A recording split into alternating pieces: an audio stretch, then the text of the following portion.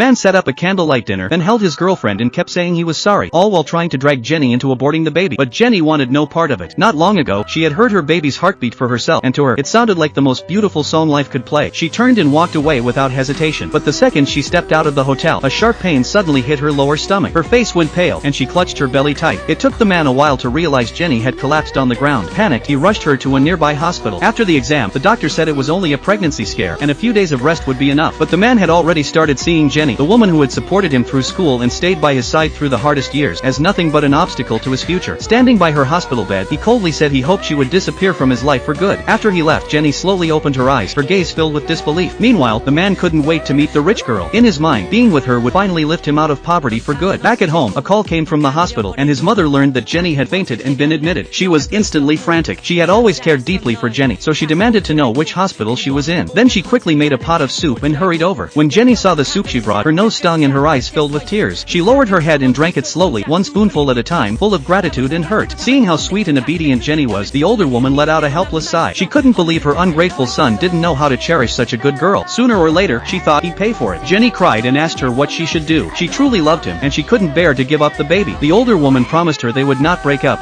and that she would find a way to make her son come to his senses. The next day, Jenny dragged her weak body back home. Her mother had waited up for her all night, and the second she saw her, she flew into a rage and started scolding her. Wronged and overwhelmed, Jenny burst into tears. All these years, she had always felt like a sinner in that house, living carefully every single day. She had thought she finally found someone she could trust with her life, only to end up hurt all over again. Fighting back her tears, she forced a small smile and tried to placate her mother, saying she would never do it again. She even took on all the housework herself, just hoping her mother would calm down. In the end, her mother let it go and forgave her.